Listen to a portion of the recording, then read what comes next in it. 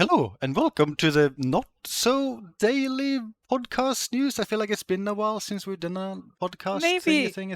tad, yeah. And here we are, Perhaps. Holy very hell, my timely, goodness, like I've been here for years. What the hell, man? we were like very time like talking about the best games like 2021, like that year that was like yesterday or something, right? Oh, yeah. Yesterday plus 2 or 3 months. Yeah. It doesn't feel like we're already 3 months in, I know, but here we are. these things, they happen. Yeah, time happens.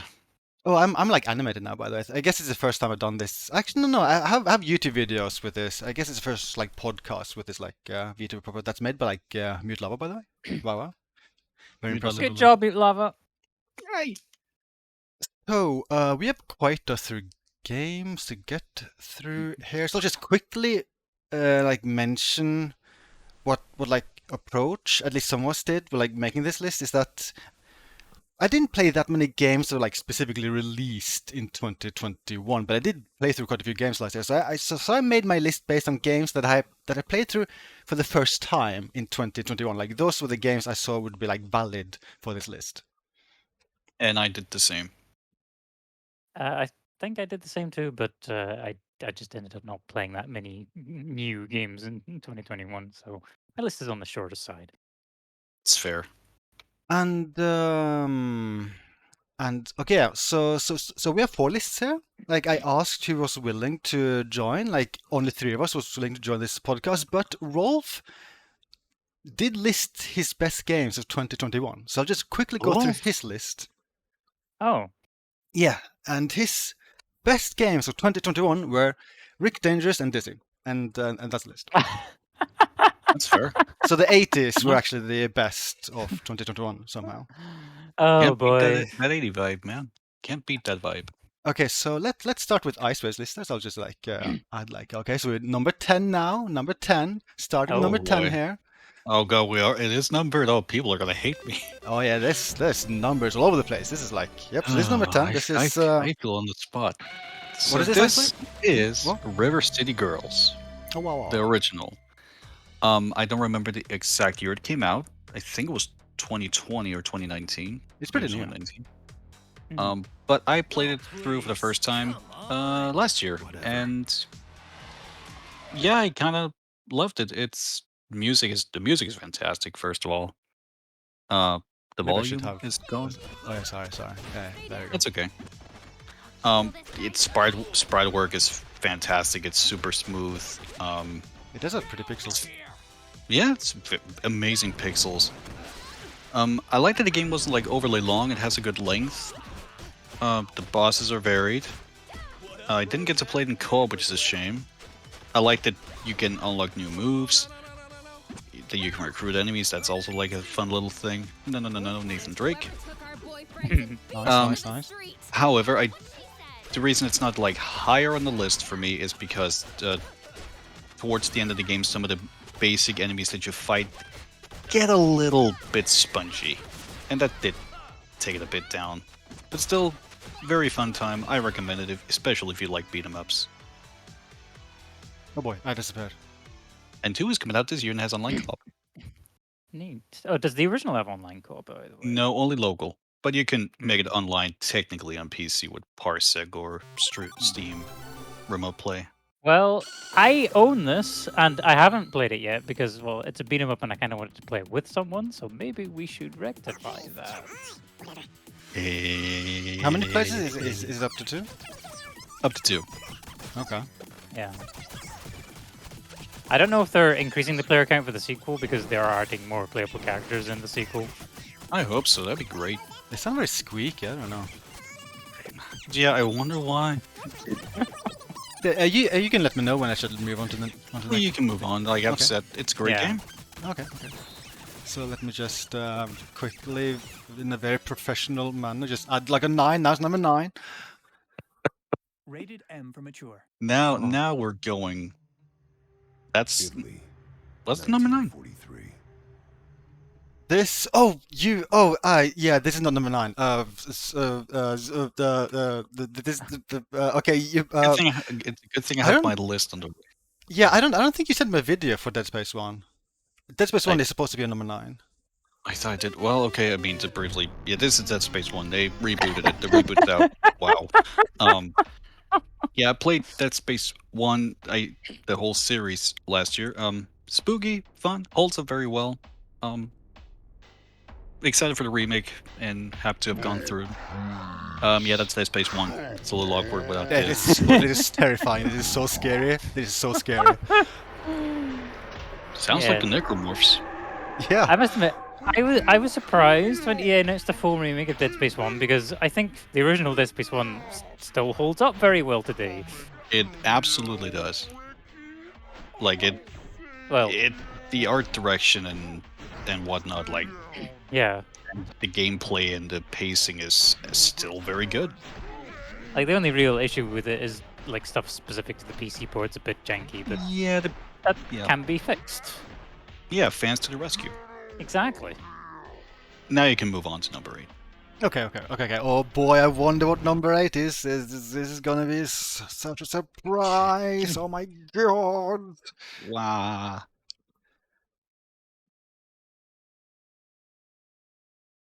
You make these numbers yourself. Rated M for mature. Yeah. Well, kind of. I mean, I didn't draw them, but like I rendered them in After Effects and like added a gradient. I spent like 2 Wow. minutes on them. Okay. Well, this is Sniper Elite 4, which I played through in co-op with Mr. Sectus over here. Yeah, with me. Yep. It was And pretty fun. I was very pleasantly surprised by how fun it actually is. I think I like that you can kind of approach it however you want. You can be stealthy. You are also allowed to go loud if things go a bit wrong, which happens when I'm around in stealth sections. Yeah. Also, I mean, you also don't get that many like silenced ammo, so I feel like it's kind of hard not to. I feel like it's hard to be like 100 stealth. I feel like you're eventually forced to actually be loud. Yeah, it definitely happens. But yeah, it was really fun. We shot a lot of testicles. That was great. No, yeah, Um, I mean, yeah, like the thing is, like, before I played this game, the only thing I knew of it is that I had those super violent Mortal Kombat X-ray thing. Is I kind of thought that would basically be the game's whole gimmick, and otherwise just like a stock standard shooter. So I was kind of surprised, like the gameplay actually has pretty good depth, like super open ended. Yeah. it's genuinely really fun. Like I was very pleasantly surprised. Yeah, I And especially it was liked. really- And it was nice that it got a 60 Rated M FPS for patch mature. for PS5 just in time when we played through it. Oh yeah, we did play it on PlayStation 5. Yeah. 1943. Oh. But I And think I yeah. especially liked like the open-ended nature of the game. It like you can approach missions in many different ways. Yeah, Can, makes it uh, really fun. Remind me a little bit of like Medal of Honor Airborne, just with more stealth. And more violence. It's kind of violent, yeah. It's especially those X-ray sections, which you can turn off. Like you can turn up if You can turn them off, yeah. if you scream whenever you see them, like me. You only screamed a little bit. Is this a thing you can do in the game? By the way, what's happening here? At least I didn't get to do it, but if that is, then I missed out. Like is it like a 'Cause that's special pretty way to fancy. kill one of the like enemy commanders or something? It does look like it, and if so, that's pretty fancy. But it does have that, like, pre-rendered gameplay. Kinda... Yeah, I I mean, was yeah. surprised that the main character animated like this during actual gameplay scenes. Yeah, this looks smoother than normal gameplay. Yeah, and like that weapon switching. Timing is But yeah, it's a good game. I recommend it. And Okay. yeah, I think that's all I have to say.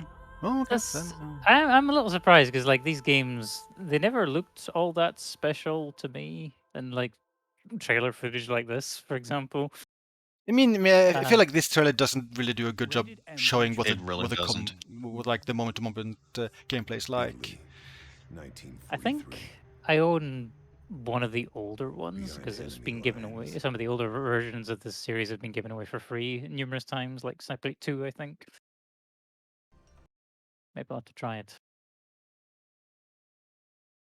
Uh, uh, please don't sell this video, by the way. Got it. Yep. Very important. So this is Dead Space 2. Oh. Yes, two Dead Spaces on the same list. Sort of Dead Space. Yeah, it's Dead Space but better. The story, the characters were better. The story was better. Yeah. The pacing was better.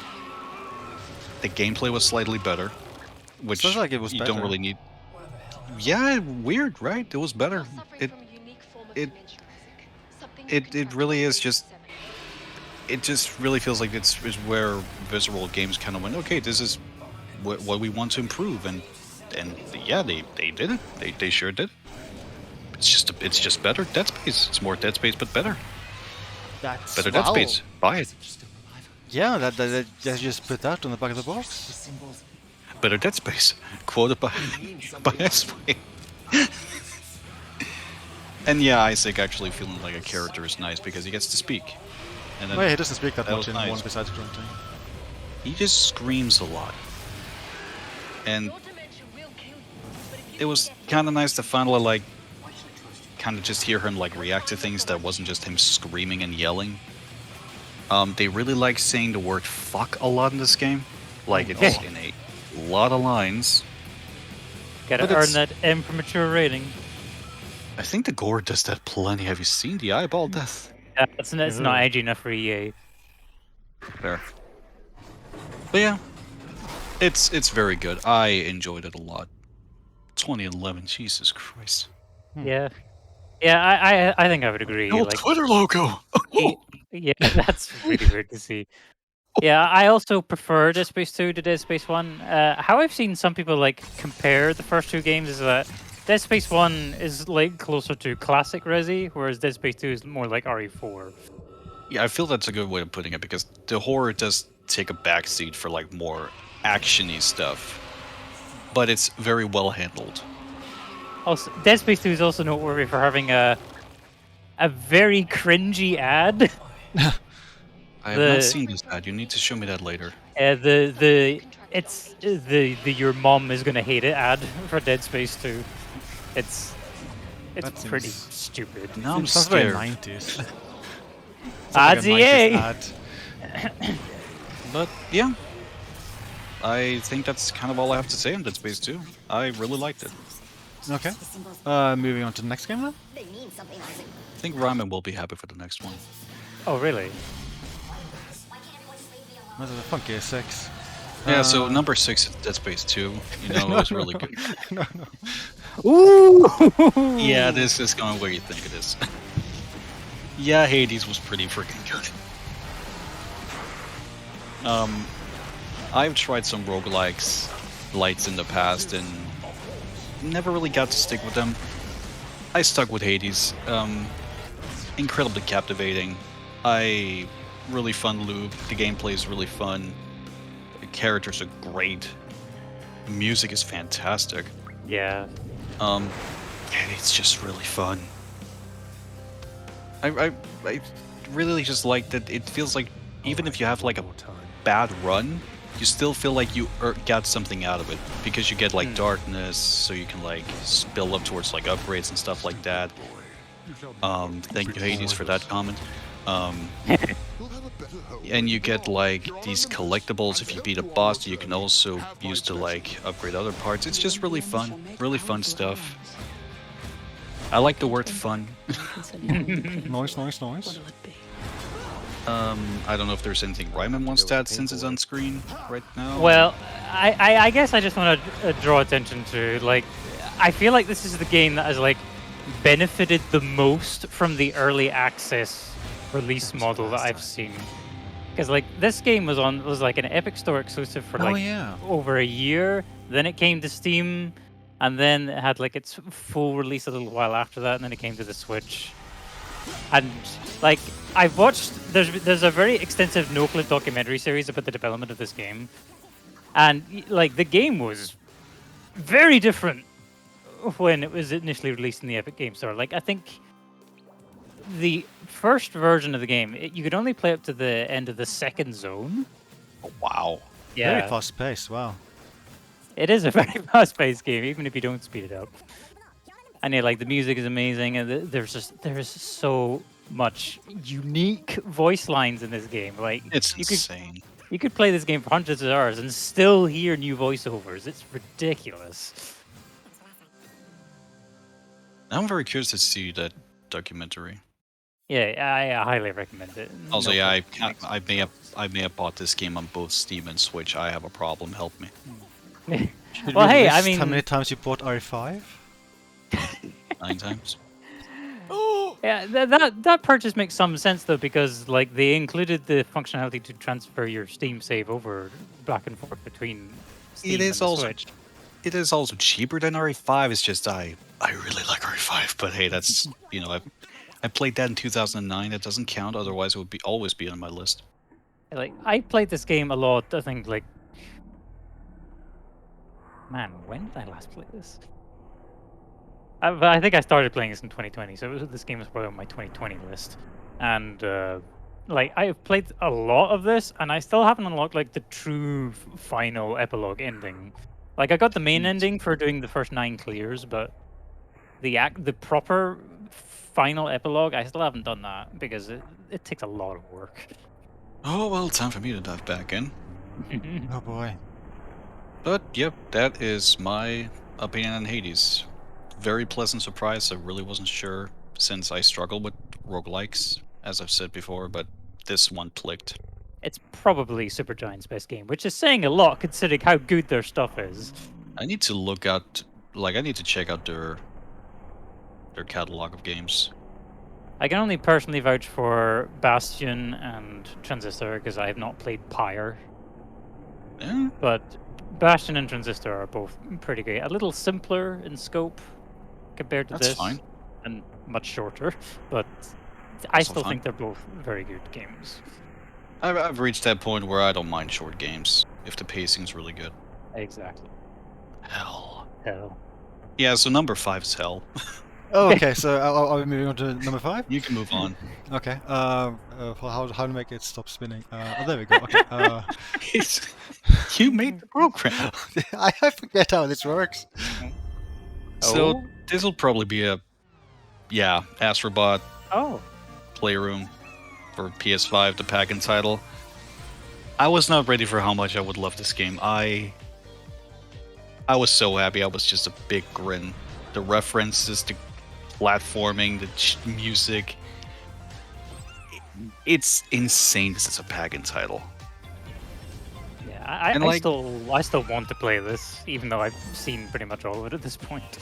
It's worth it. It's so worth it. Like, I don't know. It's generally one of the best platformers I've played in recent memories. It's a pack-in title. I want a full game with this little thing. He's adorable. Look at him. Oh. He wasn't paid. Yeah, but even especially when he's not in pain, he's adorable. Look at him. But yeah, like this celebrates the PlayStation so well. So where's my backwards compatibility, Sony, and you embracing your legacy? Oh. Yeah, Sorry we're for still, that. Yeah, we're still waiting on information on the supposed Project Spartacus thing. We don't even know if it's real or not. Yeah, I hope that'll be good. But yeah, Astro is wonderful. I would say it is. It might be my favorite pack-in title. And it's yours for the low price of £450. If you can find a it at PS5. retail. If you At can find retail. one. But yeah, that's my take on Astro's Playroom. It's wonderful. On to number 4. On to number 4. Okay, just give me a second. Just it's time for number 4. Time for number 4. Oh. This is Kana, Bridge of Spirits, which was a game when I saw it revealed I was immediately very interested in because of the art style looking very Pixar. And it just I yeah. sense suffering here, Spirit. Do you need help? No, I'm just captivated by the trailer again. Help me. No, But yeah, this this, I mean, first of all, a quick disclaimer: is this game was way harder than I was ready for it to be. Oh boy. Like this game, this is a tough game, on even normal. I feel, but My father was a spirit for guide. for a He developer's helped many first pass game, from this life to the next. I'm just blown away. Oh, you know what Like, happens to spirits unable to move It's on. insane. Like the story is, it's simple, but it works really well. Characters are great. The world is beautiful. Like, look at this. Oh wow. Yeah, this is another game I haven't played yet, but I do want to. And it is at least on PC, so I don't need to buy a PS5 to play it. This is this true. your doing? And I hope you get the You chance carry because the I same highly energy recommend that it. flows through these Um, rooms. But yeah, did have there are some small like problems with it, but when it's a developer's first game, I'm like so willing to look past it. What they managed to accomplish is incredible. This looks very high budget for someone's first game. Yeah. Yeah, and I think it's still like seen as an indie game, which is crazy because it has so much polish. And like the animation work and music and everything is just crazy high budget looking.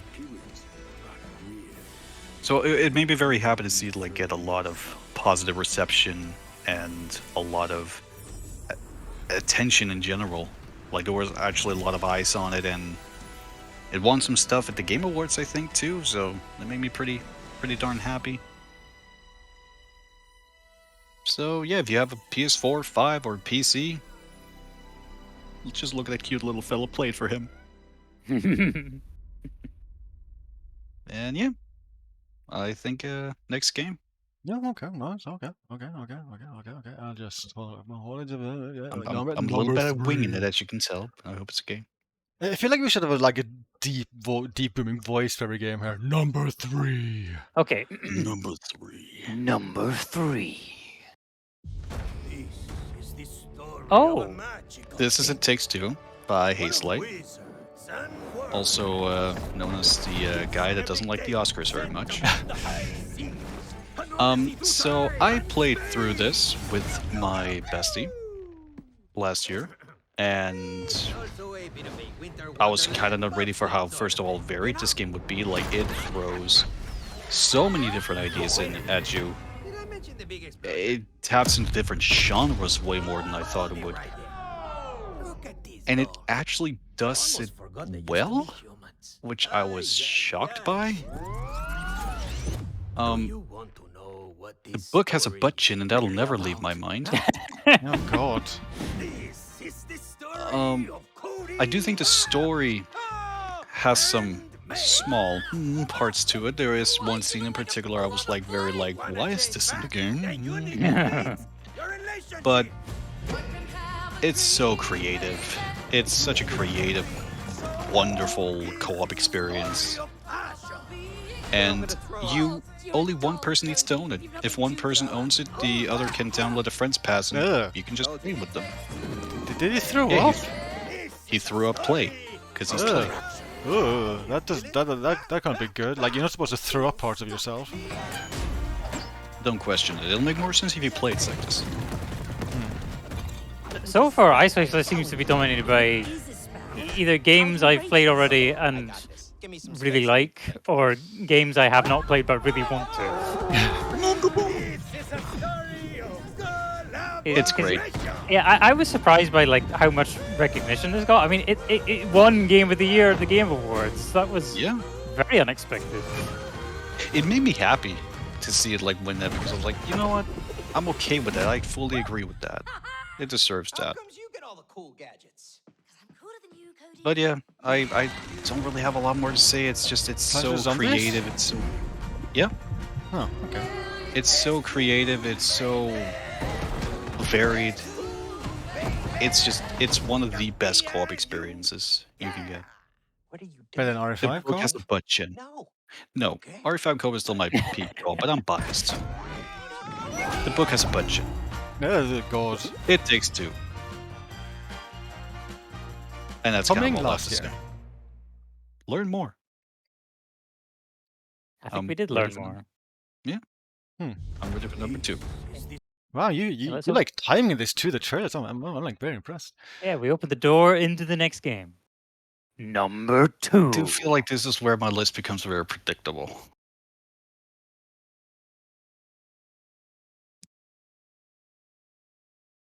Did I But pause it it is by a list I accident? love. Oh, sorry, I paused it by. Whoopsie.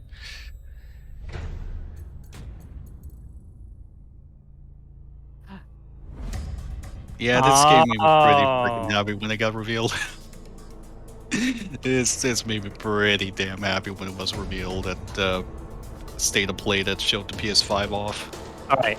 How it says it's a big adventure, but how big? It's huge. Look at it. Oh, it's Sackboy. He's back as my boy. Whoa. Yeah, this game is just joy incarnated. It is so damn charming. It's illegal how charming it is. It controls wonderfully. It's huge. It supports up to 4 players in co-op through the whole game, That's a few which is insane. It doesn't do anything overly gimmick. It's gorgeous. The music is fantastic. The story is so much fun. I never got to play this in co-op, which was a bit of a shame. Would have loved to do that, but I just couldn't really find anyone to play it with. It has cross-play between PS4 and 5, which is really neat. And even the PS4 version runs at 60 FPS, Oh wow. Wow. even on base hardware. It Yeah, runs I- smoothly. I recall Digital Foundry had a lot of nice things to say about the tech behind this game. It's crazy. Like it just makes me happy that no matter what version you get a great version. And it hasn't been confirmed yet, but there is a rumor that this might be one of the future PlayStation PC ports in the works. Which I so hope it is, and I still stand by that. If it happens, I'm buying a copy for every person, God. Everyone on Steam? everyone, at least everyone I know on my friends list. Oh boy. This is just a game I really want people to experience. It's so good. It's so good. Just joy. Ready for the next one. Wow, you just actually timing this with the trailers. I'm very, very impressed. Number Now- 1. Number 1. Number 1. Alcohol. Didn't expect that actually. I Weird. think I paused it by accident. Whoops. Now this is Well- to no one's surprise. Yeah, okay. Ratchet and Clank Rift Apart. I Members of the Resistance.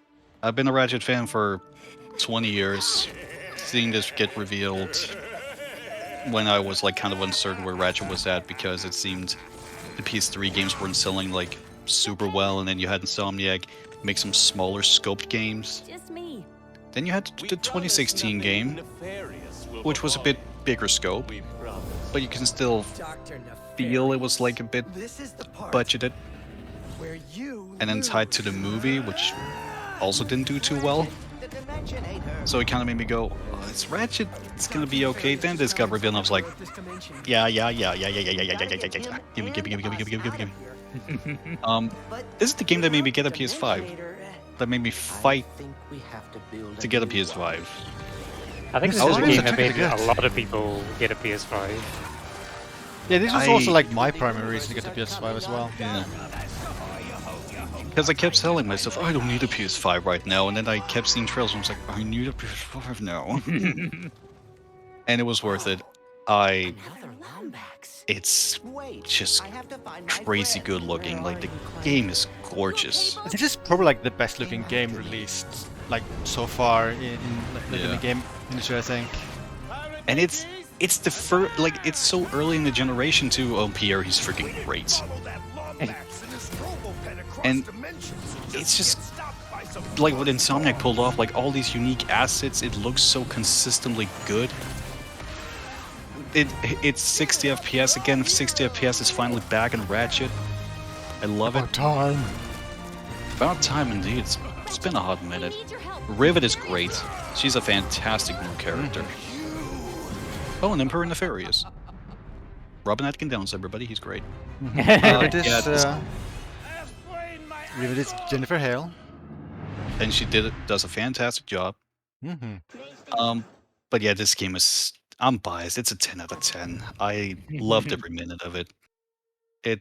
I had a big smile on my face all the way through, like just from the start. Like when it cuts to Ratchet playing, and you just like. And this is like one thing where, and I'm gonna talk a bit about voice acting. Like having the actors reprise the roles, like hearing James Arnold Taylor's Ratchet and David Kay is playing still, it makes it feel just right. It makes it feel so extra sweet to see these characters again. Because it feels like the characters. It really did a lot for me, and it was worth it. So yeah, 10 out of 10. If you get a PS5, highly recommend it. Yeah, it's also just very refreshing seeing this kind of like comedy cartoon style game when most games are very like serious, gritty. Like it's just nice to have this as Yeah. variety. Yeah, this was like, it's a breath of fresh air in this day and age, I feel. And this has some really funny moments. Like there are Yeah, some the writing great is comedic- pretty good. It's a lot better than the 2016 game. That Oh felt yeah, a like bit- I played Man. 2016 game and like this like back to back for the first time, and this is just eons ahead of that game. Like it's like there's like no comparison whatsoever. Like this The is better in every 2016 single way. The 2016 game was like really kept down by the fact it was tied to that movie that Yeah, that has didn't some help at funny all. moments, but it was very much like one of those like it's a kids movie, you know. It's made a little bit too much for kids, so they don't really get too creative with their jokes. Yeah, like And like the writing for the 2016 game is just bad. I would say like it's very mundane. It's very like seen it before, heard it before, which is a shame because Ratchet is. They can do some really good writing in Ratchet, like some really fun stuff, and Rift Apart shows that and made me happy. And Ratchet being high budgeted again, just happy times. Yeah, Okay, like the, I'll stop. I'll stop. I'll be here all day otherwise. yeah, this is a pretty good game. Pretty good game. But yeah, that was number one. That was Icewave's Yeah. list. Yeah. Number one Huzzah. by easily. Yeah, Ryman. Okay, so yes, number 5 is Mass Effect Legendary Edition, and I must confess I've only played Mass Effect 1, although that is primarily because that is the game that by far received the most changes in this re-release, and man, the memories they just comes flooding back, and the improvements they made, they don't seem that significant on paper, but Mass Effect 1 just plays so much better in this version of the game. It's crazy. Like, it looks so much better, it just plays much more smoothly, the HUD is way better. Is the gameplay for one basically like 3 style gameplay? I mean, it still plays like 1, more or less, but it's just the cover system works better. And like the bullet spread for when you're like very low leveled isn't as extreme as it used to be. So it's not like when you first start the game you're just absolutely dog shit with guns. Like you actually feel like the capable trained soldier that the story says that you are at the start of the game. It's just that you get better as you go along. And what do you think about the changes they did to the multiplayer in 3?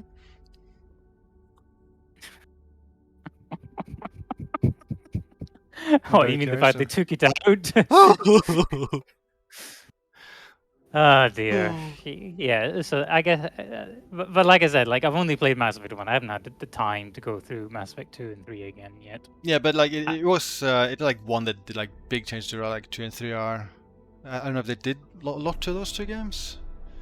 There are some higher resolution assets and whatnot, but oh yeah, and some controversial changes, like they removed Miranda's butt shots. Oh from yeah, Mass yeah, Effect yeah. 2, which people got so angry over for some bizarre reason. But yeah, like I think. What? Yeah, I know. But based on what I've played so far, this is a very well done remaster of 3 classic games. It does a good job of making you forget about a certain other Mass Effect game. This is also like cheaper for me because like there was a bunch of DLC for Mass Effect 3 especially that I didn't own, and well, it was cheaper for me to just get this than to get that DLC separately at the time. And at the moment, I think you can get it via Game Pass, regardless of whether you're on console or PC. Although it does mean having to deal with that horrendous EA Play app if you get it on PC. Game Oh Pass. god, don't remind me. Yeah. Is it also part of this month's Humble Choice, or was that last month? I forget. It was part of a Humble Choice recently, but I don't know if it's still available. But yeah, like if you like Mass Effect and you didn't buy all the DLC and you want to relive those memories, this is an excellent way to do it. As long as you didn't care that much about Mass Effect 3's multiplayer. Okay, it was yeah, it is this month. So I guess you could get it for like €10 or something if you go to Humble Bundle and get that Choice is this month. That is an absolute steal for this. And I think that's all I have to say about Mass Effect Legendary Edition. So we can move on to number 4. Okay, number 4.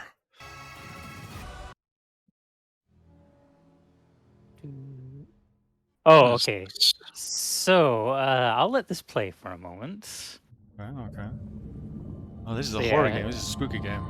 No, this is just Night Dive's logo because this next game we're going to be talking about is a remaster by the Remaster Masters, Night Dive Studios, Spooky logo.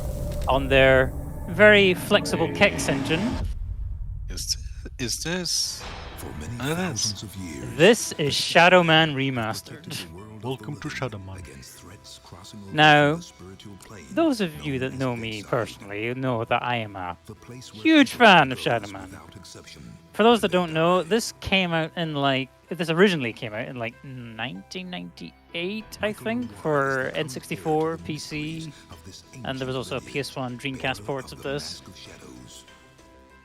And what this remaster attempts to do is it attempts to basically present the best version of Shadow Man. And it also restores a lot of cut content that I didn't even know existed.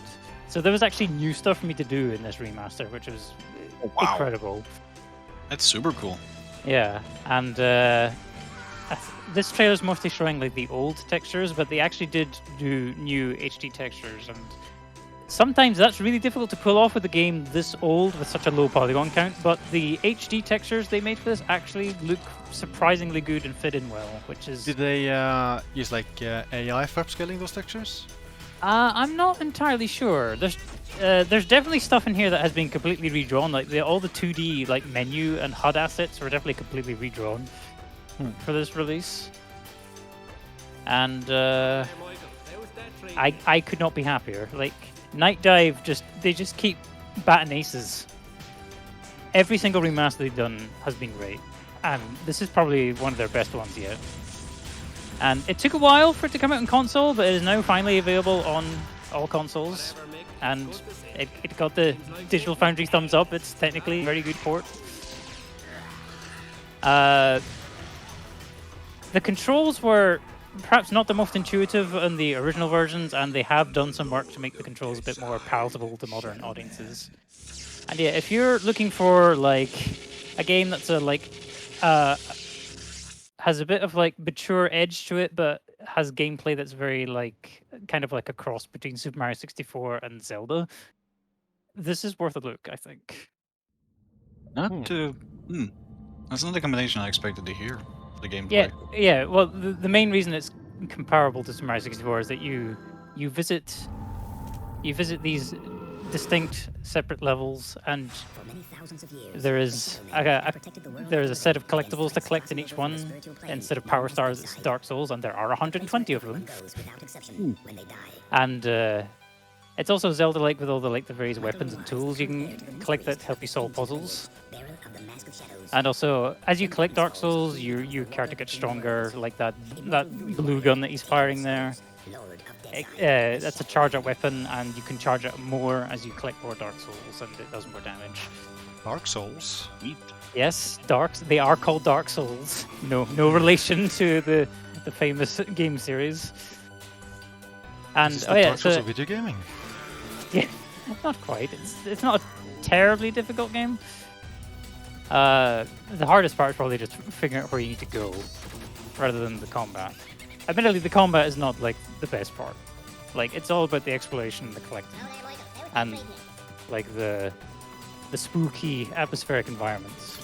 I assume like a lot of the like ambient occlusion, the shadows, those were like new for this version of the Yeah. game. Yeah, brought to you thanks to the power of the Kex engine. They fit in really naturally. Yeah. Don't you have like, videos of the original on your YouTube channel? I do. This is one of the few games where I did a full Let's Play for it. Like, Wow. This game holds a very special place in my heart. And yeah, Night Dive did a tremendous job. I could not be happier. And I think that's all I have to say about Shadow Man Remastered, so we can move on. Okay, move on from this scary game. Spooky, scary skeleton who's Number 3. dive helmet. Number 3. Number 3. All right, yes! Oh, God. Never heard of Yakuza- this before. Yakuza Like a Dragon. So yeah, this is the 7th mainline, well, I guess 8th, technically, if you have to count 0. The 8th mainline Yakuza game. It's a pretty drastic change for the series. But Ryman? Yes? What about Dead Souls? That's not mainline. That's a Okay. spin-off. Okay. So yeah, so as a lot of people probably know, this is a pretty big shakeup for the Yakuza series. They moved away from the brawler style, and it's just a full-on JRPG now with summons and weird mini games. And yeah, man, this trailer is very distracting. There's just so much I happening. have no idea what's happening. Yeah, it's Yakuza. And of course, another big change is that you're not playing as Kiryu in this one. You're playing as this guy with the funny afro-looking hair. Oh His yeah, name's like he's the guy's dog. Yeah, the Kasuga Ichiban. I was a little wary because I mean I really like Kiryu. He's a fucking legend. But this game does an excellent job at having you warm up to not just the new main character Ichiban, but also the rest of your party. You can have up to a party of 4, and there are some interesting returning faces for those who have played the previous games. Goodbye. Like, I'm such a man. and it does have Icewave's favorite feature, the karaoke. I'm in love. Oh boy. Also, this was Yakuza 7 is also a case of or Sega have been brave enough to try and start dubbing these games in English again, and the English dub is actually all right. It's actually a decent dub. That's George Takei. Yeah, it does. Oh really? Oh wow. Yeah, Yeah. he's one of the major characters, and like this is probably an okay part to jump in if you've never played a Yakuza game before, and especially if you like JRPGs. But again, if you've played the previous games, there's so much payoff here. If you've played any of the previous games, or especially all of them. I really need to get on with this. Yes, you I've been do. to play for so long.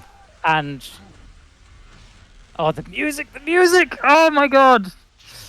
Like, Yakuza 0 still has my favorite soundtrack of the entire series, but this comes very, very close. And in fact, this game might have one of my new favorite pieces of music in the entire franchise.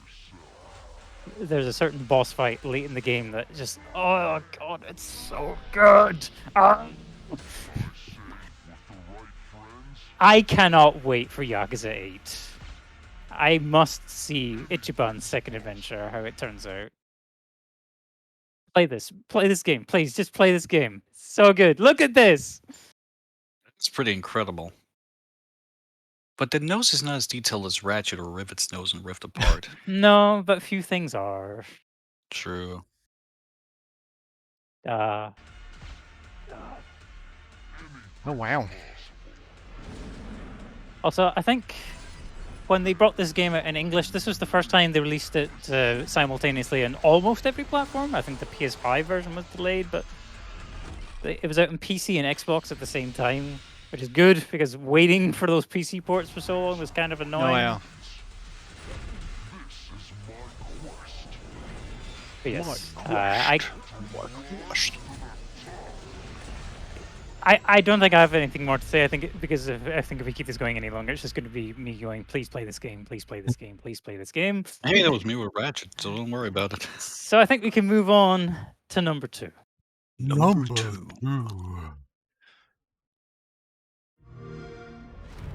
Well, this Now, won't take too long. it has been a long, long time since the first Psychonauts. 2005, I think, or something like that. Yes, I think that sounds about right, yes. So we had to wait a long, long time for the sequel. And, you know, for a while, this was my number 1. Oh my. Like, this game, it's hard for me to put into words. Like, can you imagine waiting 15 years for a sequel, and then it comes out and it's better than you expected, rather than a disappointment? Because that's kind of how I feel about this game. That's a really nice thing to hear because I feel like that's so rare to hear. Yeah. And I guess I'm also glad that Microsoft actually gave Double Fine a chance and gave them the money they needed to finish this, especially considering what Microsoft did initially. Like, they were going to publish the first Psychonauts, then they dropped out. Huh. And now this time Microsoft gave them the last financial boost they needed to really make this game shine. The stories are good, the characters are amazing. And you know what, it's just nice to play a really well-made 3D platformer in 2021, 2022. Like, it's... And of course, because it's Microsoft published, it was available day 1 on Game Pass, and I think it's still there. Yeah, I think that's right.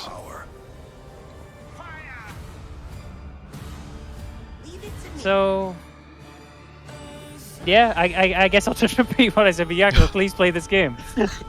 Okay, so now Like- Ryman will spend the next 10 minutes just saying that you should please play this game. Like, if you've been wanting like another solid 3D platformer to play that actually has like good storytelling and good characters, then I guess alongside Ratchet and Clank Rift Apart, this is another good one to try. Sackboy. Oh, Also, Jack Black's in it. I kind And of he's played amazing in half of the trailer with audio desync, but it's fixed now. Never mind. It wouldn't be the first time the Psychonauts underestimated Maligula's power. But yeah, the game is amazing, and I think you should play it. And it's on Game Pass. It's something And I've been Jack Black's meaning in to it. try. Maybe I'll actually try to. I think I do have Game Pass for at least a few more weeks or something. Highly recommended. Also, like the original Psychonauts, it had some flaws, and I think this sequel fixes almost all of them. Hmm. So yeah, it's just it's great, and That's I a think few actors. yeah, Oh, look at that. That's Clank, and there's Jack Black. and yeah, Elijah Wood is in it too. I think Dr. Nick Nefarious. Jameson voiced a bunch of characters in like all LucasArts games. I think. That's Armin Shimmerman. That's Dr. Nefarious. Oh, also, I guess one other thing I can point out before we move on is that when I initially beat it, it was a bit of a pain in the arse to get 100%. But shortly after I beat it, they released a patch that made it easier to track what you were missing, and then because of that patch, I was able to quite easily go back and completely 100% the game. I do not 100% games very often anymore. I've kind of grown tired of it. So the fact Yeah, that I it's went kind back of and did it, intense to do in many games. so the fact that I went back and did it for this game, I hope that says something. Speaks volumes. And with that, I think we can move on to the game that usurped this to become my new number 1 game of 2021. So we have a little indie game here with very good pixel art. This is Unsighted. World premiere. So I was initially made aware of this game thanks to the whole Steam demo festival things that have been running quite often lately Oh yeah, over the so many past couple of demos. years. And this Oh demo my God. was, yeah, yeah. So what this game is that it has a very Dark Souls-y style combat system. With like it's all stamina management and dodging, but it's also got a lot of Zelda influence in it as well. Like you're exploring these very dungeony looking places. You're acquiring new items to help you solve puzzles. Parries. Yeah, there's a parry system, yes, and you will need to learn it, otherwise you are going to die a lot. There's also a very strong, like, time-based aspect. Like, if you play on the default, like, normal difficulty, you have a very limited amount of time to beat the game, otherwise you'll get the bad ending. But at the end of the day, the people who made this, they just want you to enjoy the game. So if you play in the easiest difficulty, you have the option to turn the timers off and just take your time and take it all in. I think that Like- would be my way to play it. I'm not very good with timers. Hmm. I've only played through this with the timers off, but I want to go back and do a run with the timers on because this game is pretty goddamn amazing. It has fishing, as you saw at the end there. Now I want Icewave to play Dead Rising 1. Yeah, that was another game with a strong emphasis on timing and timers. Oh my God, and you- whatnot. Wake up. And again, good story, good characters. Although the story does lose some of its impact if you choose to play with the timers off, but Need you. it's good stuff. And the soundtrack is also incredible. Like, unfortunately, this music you're hearing right now, it's just trailer music. It's not actually part of the game.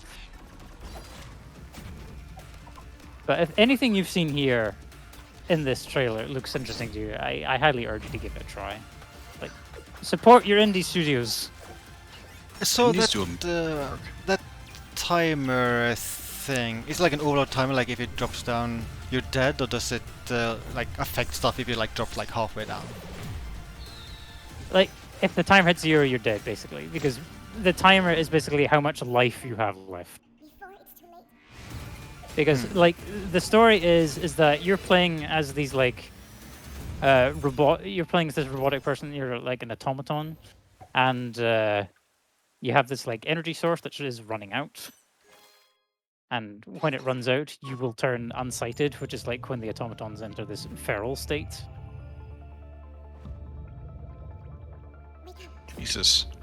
Yeah. And basically, your entire goal is to reach this tower here that lands on top of that crystal. That's your final objective. But you can't get in initially because you need to collect these MacGuffins to get in. Oh my goodness.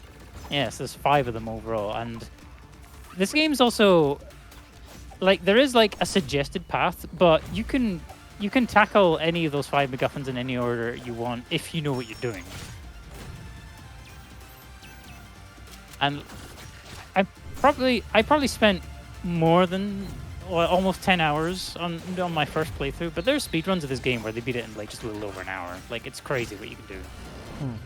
Yeah, it's pretty fast. Another interesting thing you can do is that there is like a very light crafting system in this game. It's mainly used for crafting consumables, but if you know the recipe, you can craft a couple of like the dungeon item rewards and get them early and sequence break the whole game. It's pretty nuts what you can do. And of course, there's a whole bunch of optionals. There's New Game Plus, there's a boss rush, there's a dungeon rush. I'm gonna say it again. Please play this game. It's really good. And I mean, I think we can just look at what else has been on this list previously. Like, this beat Yakuza 7 and Psychonauts as my number 1. I think that speaks a lot of how much I just fucking love this game. It does say a lot. Speaking of it, I think I kind of want to just play it right now. Ryman, we still have Sectus's list. Hey. My list.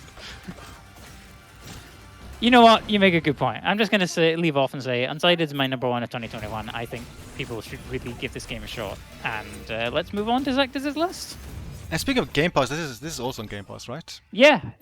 Oh, it might be leaving soon, but Oh, I think it is currently on Game Pass. In Sure. fact, that was where I initially played it, but I have it on Steam now, thanks to a certain friend of mine. Hello there. Hello. I just thought it looked neat, and I was like, yeah, it's on your list. It looked neat. Yeah, it does look very neat. I'm trying to Alright, find where it said PlayStation, and I'm doing a bad job. Was it literally the variant? Oh, yeah, okay. All right, I do want to get on to Sectus's list, but I am actually kind of bursting for the toilet, so I'll be just a few moments. Okay. Okay. So yeah, so I guess I'll just start with my list, Oh, and boy. I'm gonna just start with the bad news here, which is the fact that you guys see one here. All right.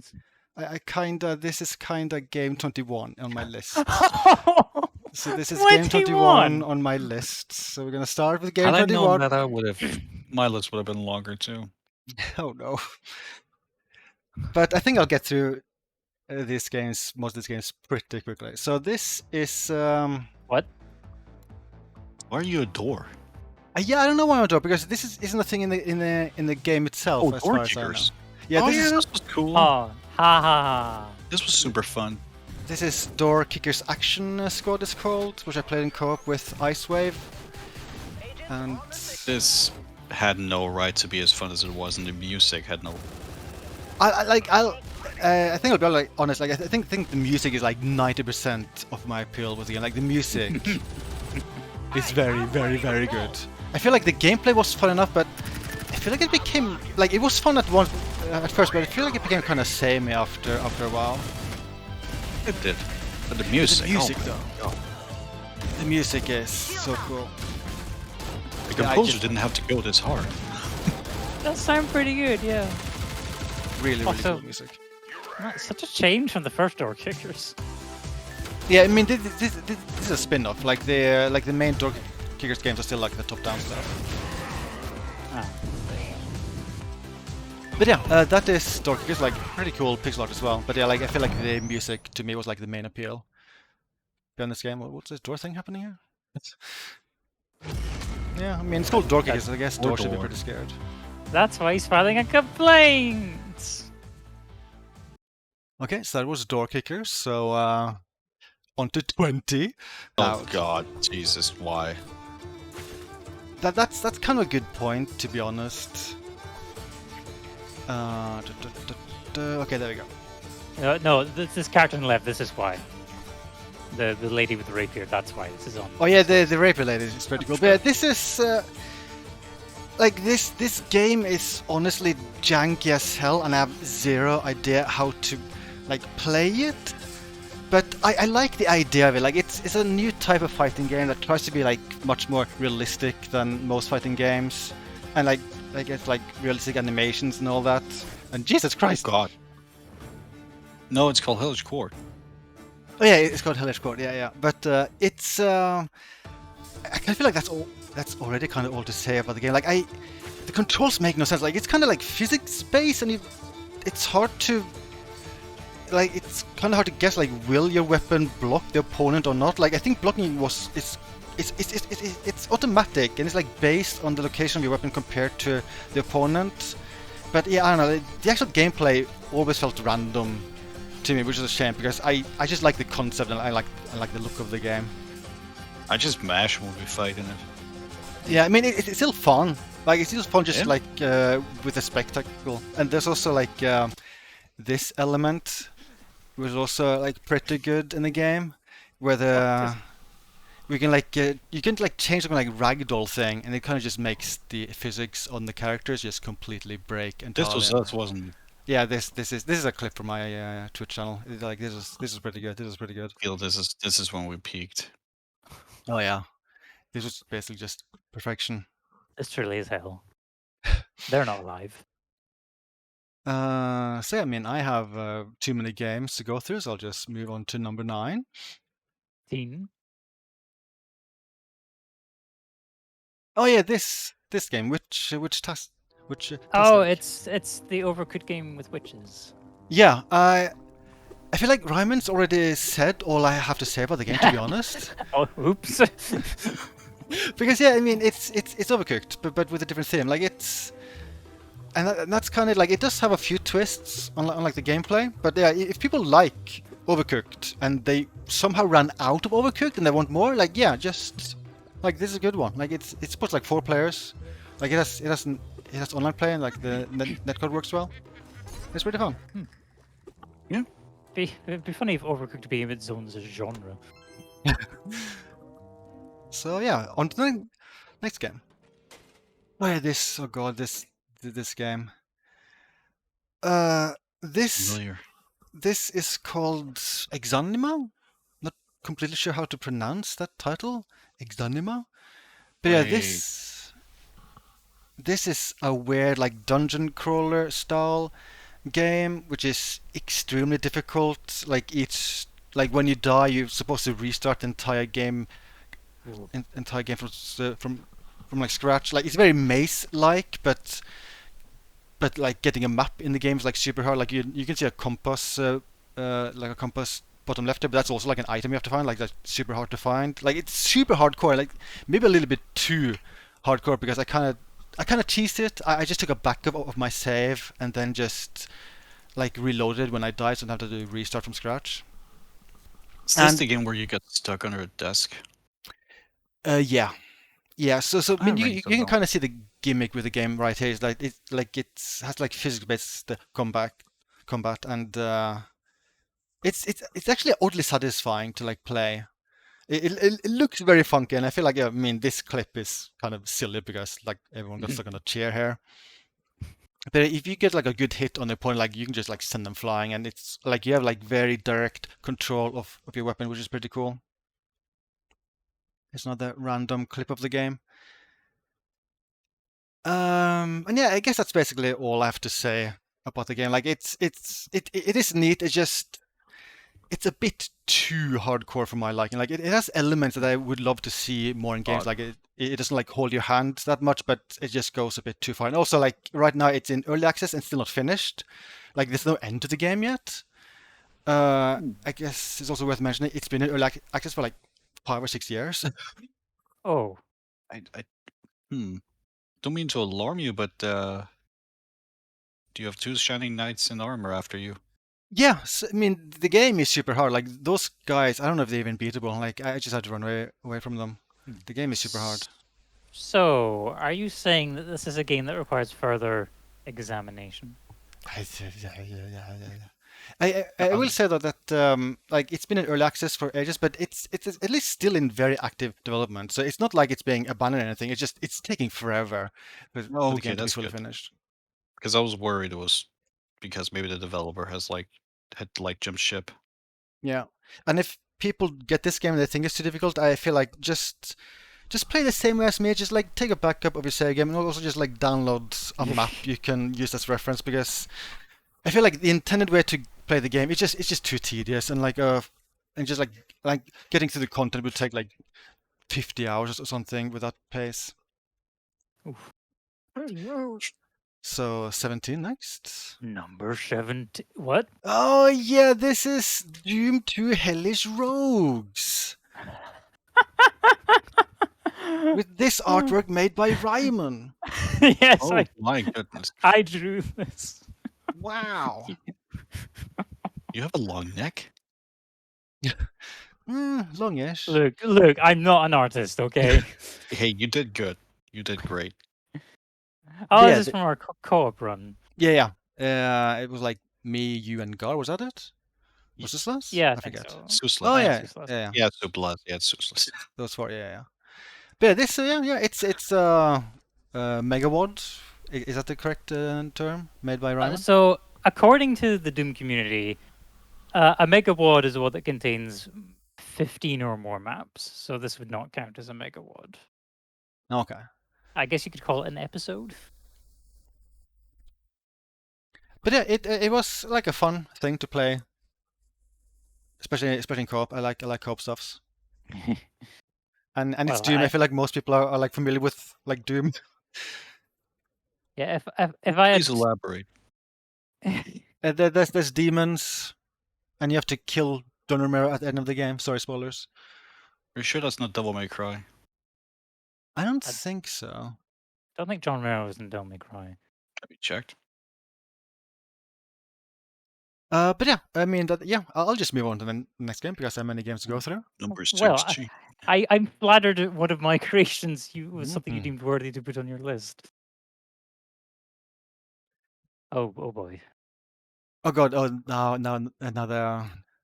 That is two of me. Hold on, I have to make myself bigger. Like this is another Twitch clip, so I just there we go. Now you don't see the extra me. But this is 13th Doll, which is like a spiritual successor to Seventh Guest. I was gonna say the icons looked familiar. Yeah, it's very Seventh Guest. I don't think it's the original developers. I think that this is technically like fans who like made this with like permission of the original IP holder or something like that. But it's like as with the original, it has a ton of very cheesy FMV cutscenes with like live action stuff in it. I feel like the live action stuff wasn't as entertaining as I had hoped. Like it's kind of funny, but I feel like it's a bit too straight. Like I feel like I would prefer a little bit more cheese with the cutscenes. But Well, it has some cheese when the original actor for Stealth comes on. oh yeah, Stav. Stav is yeah he's like he's amazing. Yeah, that's And true. they got the actual actor, which is really neat. But I feel like the puzzles are like the main appeal and like the best part of the game. There's a bunch of like really clever puzzles in the game. I feel like that's definitely the reason to play through this. And I'll just move on to 15. 15. Ted. Oh yeah, this is 0 Hour. Did you just kill Fake? Yeah, maybe I should like listen to the audio on this one. It's very sad audio. Might be some on the bottom floor.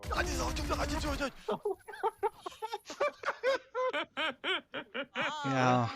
Wait. Yeah, he was scary. What did he do to you?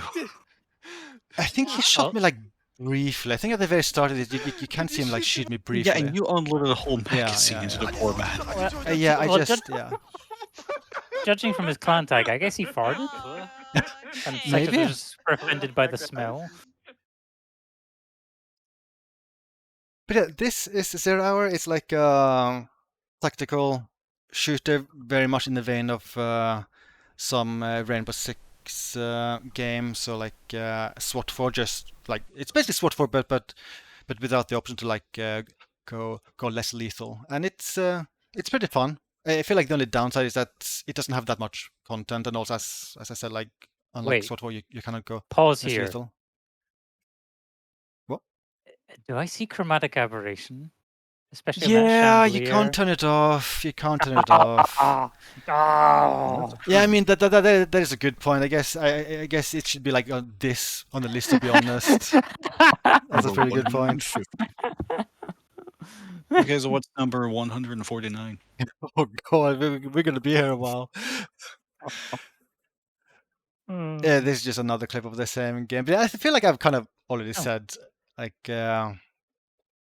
what there's to say about this game. It is a lot of fun to play in co-op, but it's like there just isn't that much content. So like if you play for like You shot him. Did you shoot him or did the enemy shoot him? So I thought I shot Fake yet again, but it turned out that afterwards, like I checked the VOD, like went to like frame per frame, and I did not kill him. Like there wasn't like anything in the kill feed or anything like that about me killing him. So at this point, it was not me to blame. Like I am innocent, Just chicken. completely innocent. You didn't tell me this game had the super shotgun. Number 14. 4. Number 14. Okay. During excavations at an old church, Oh, in France, no. we found a strange scroll Oh. containing ancient writing and Templar symbolism. Oh, Adam's Venture.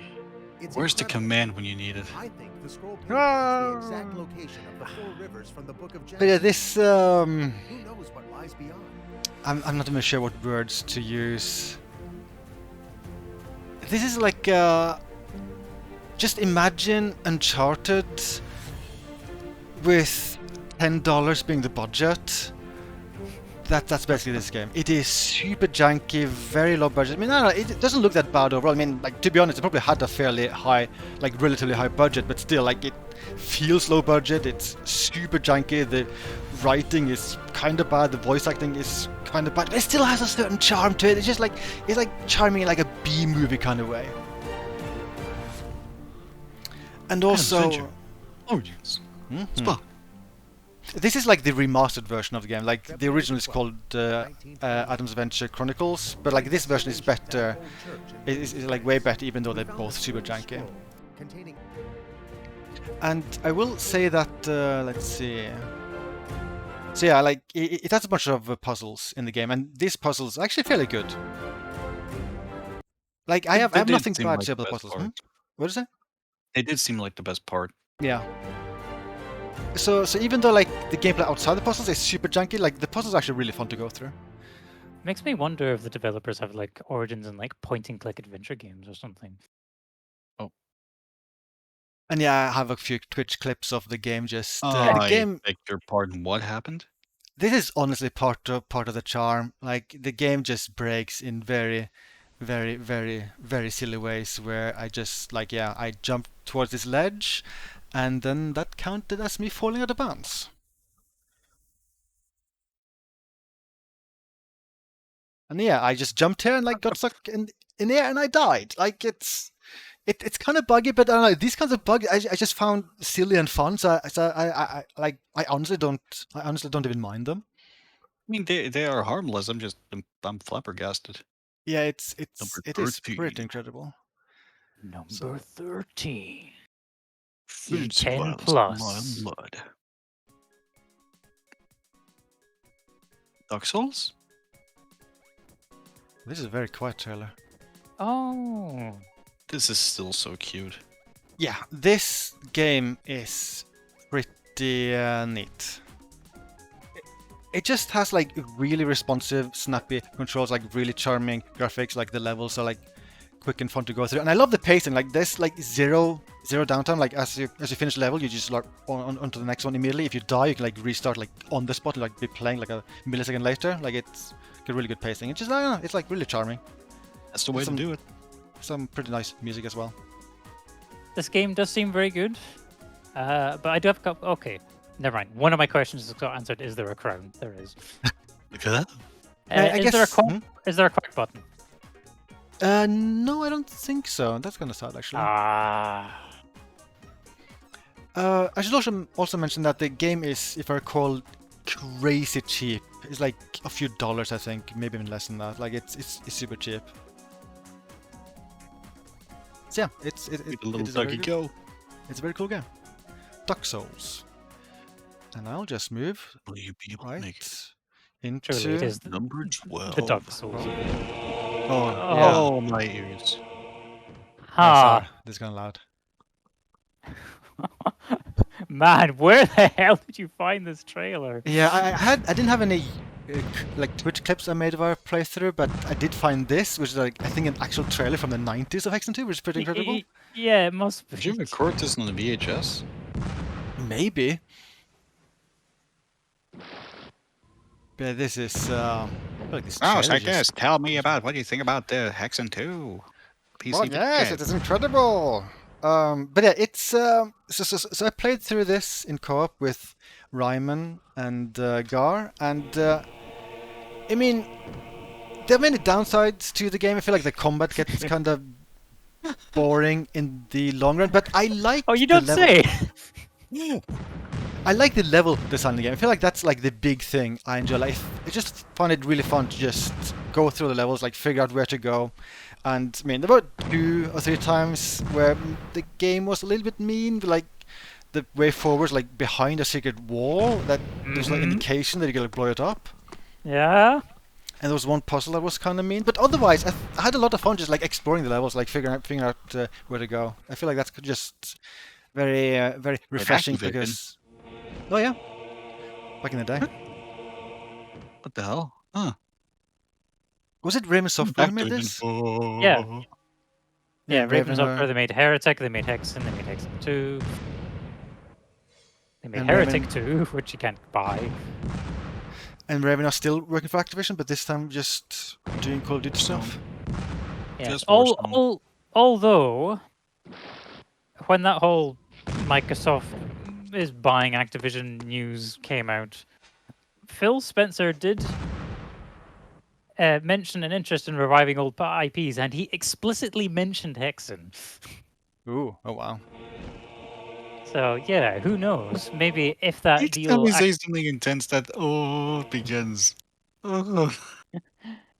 So yeah, maybe if that deal goes through, maybe we'll see a new Hexen game in the future. That would be interesting. It would be. I'd be very curious to see how they would modernize Hexen. So on to 11. So this that's is me. yeah, that's Icewave and me and Zammer. I forgot how much I love my Ubisoft avatar. So this is Ghost Recon Breakpoint, right? Yes, breakpoint. Ah, Which is like an open world shooter with full co-op support with some interesting bugs like that, like Icewave just. Oh yeah, I started really fly. did become a wizard. What the? It's, Okay, I know I said I was Goku in this, but I didn't mean it that literally. well, you know what they say. You can't spell Ubisoft without bug. But yeah, in So in there's many not a U or a ways, G. this is what you can expect from a lot of Ubisoft titles. Like it's a big open world, like littered with Yeah. with like objectives everywhere. I think a huge appeal with this one is that it has full co-op, which is I feel like one of the Oh god, even the way I just fired a weapon doesn't look right. yeah. There's very interesting, funky bugs in this, but like I feel like the co-op makes this game a lot more fun. Like there's just a lot of potential to like messing around and doing silly things. Yeah, the co-op helped a lot. And I think the stealth in this game is honestly really fun to do. Like Yeah. I had a lot of fun like trying to like stealth through like outposts and stuff like that. One thing I will say though is that the story is absolutely dreadful. Oh yeah, the story is garbage. It's so bad. And they ruined Red Riding Hood for me.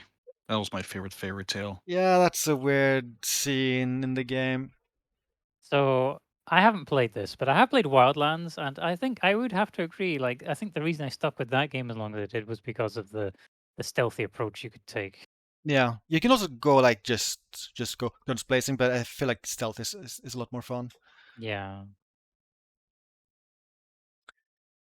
I think the only positive thing story-wise is that for the DLC, if I recall, it was also free DLC. They brought back the original voice actor for like Sam Fisher. I forget his name. Michael Ironside. Yeah, and he's great. Like he's just fun to listen to.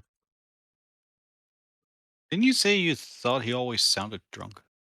Yeah, he is. I'm pretty sure he's drunk all the time. I'm pretty darn sure. Pretty darn sure. Don't forget the amazing Terminator DLC that you loved.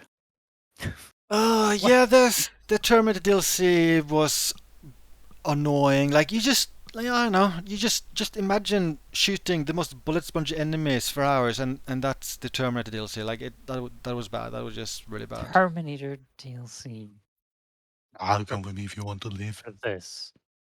Yeah. I also really like the animation work in this game. I feel like the animation in general. I mean, Oh yeah, the this- amazing animation work right now is splendid. yeah, this is maybe a bad example because this looks kind of janky, but for the most part, animations Yeah. in this game look pretty good. Here's another clip of the same game. I think this showcases another bug that we encountered, where Icewave just down on top of that doorway. That's very normal. Oh, you very do still have the option to carry him. Yeah. What Oh. the? Yeah, very normal. Oh, and I like your hair, Icewave. Thanks, man. But yeah, I Okay. think that's Ghost Recon. That's how I look before I take a shower. So I'll move on to game number 10. Number 10. Number 10. Oh! I remember the stream of this. Yeah, this is Steel Assault. I am a little surprised it's made it, considering how spent you were at the end of that stream. Yeah, I mean, the last boss I found very frustrating. I feel it kind of just is badly designed. Like, my solution in the end was just brute force, just basically tank damage, attack all the time. But besides the last boss, I did think the game was pretty fun to go through. And the controls are like very responsive, it's very snappy. Yeah, this is another example of a game I don't have but I want to play. And the graphics are really nicely made as well. Yeah. There's a pretty fun gimmick with like that Y you can create. The only downside is that I feel like it's kind of underutilized. You don't use it that much overall. Like, you don't have to use it that much overall throughout the game. And it's also a rather short game. It feels maybe like 3 to 4 hours. But then again, I mean, I think I'm kind of okay with shortish games. Yeah. Like, especially if the game's really hard. Yeah. Yeah, the game is definitely very hard. I think I was normal difficulty I went with, and yeah. That last boss. I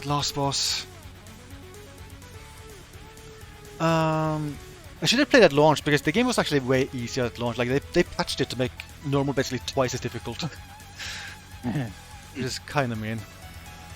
Yeah, I guess advice for anyone curious about this one to check it out now. If you don't play a lot of these types of games, you should probably start on the easy difficulty. Yeah. But yeah, I'll just move on to the next game, which will be number 9. Number 9. Windows 10 exclusive. This, Oh god, oh yeah. Oh. Oh yeah. What? Oh yeah. If this is what I think it is, and you put this above Steel Assault... Oh, this game is so good. And It's this Angel trailer is so Darkness. good as well. Oh. This is like the first trailer ever released of the game, like I think 2 or 3 years before release. It doesn't look at all like the final game. I can't believe all the games you put this above. I feel sorry for all those games. Check this. I know the final boss starts singing opera and everything, and that's incredible. But I don't know if I can agree with this. Yeah, I mean, the game is kind of notorious because it wasn't finished, and it shows like big parts of the game. It just like many levels are just clearly unfinished. Like, there's no music, and it just feels unfinished. Man, it has got to really hurt her to keep punching that suit of armor over and over. But I don't know, like I feel stronger now. I just like this like version of Lara. I feel like the story was pretty good. Like, the writing is pretty good. Like, the voice acting is good. I feel like the environments are well made. Like, the graphics are like, I feel like pretty darn good for like being 2003.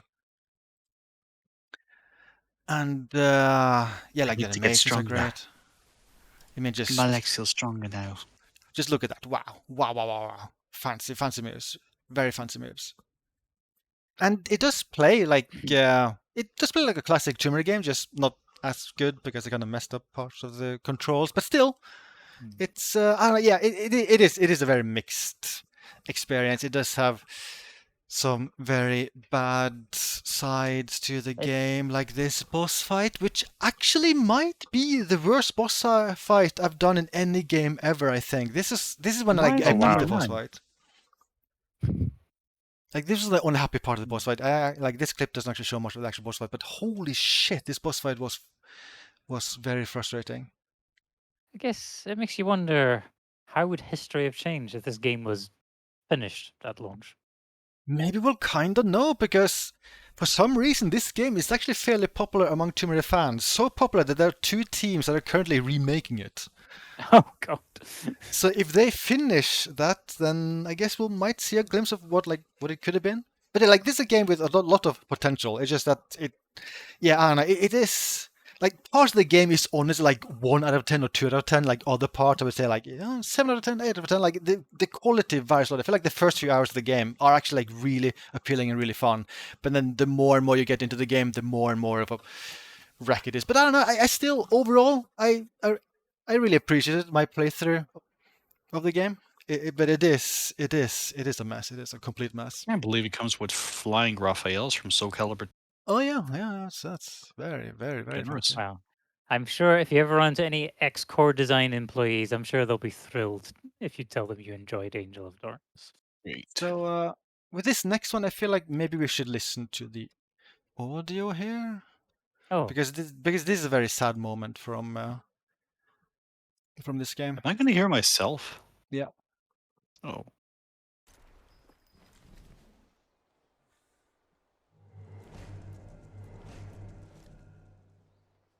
He wants to be Germany's first astronaut.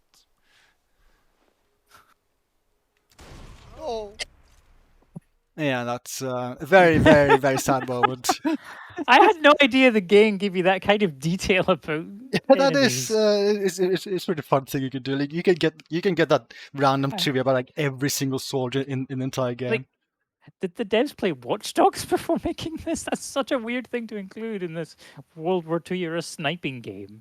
I forgot I just had no mercy towards that. Yeah, just oh my god. I That didn't poor even guy. hesitate. Yeah, we already talked a bunch about this game earlier. Like this is not Elite 4, so I think I can already just move on to number 7. Okay. Number 7. It just seems like an odd feature to include in that game. Oh, okay. Let's Ah. have some audio.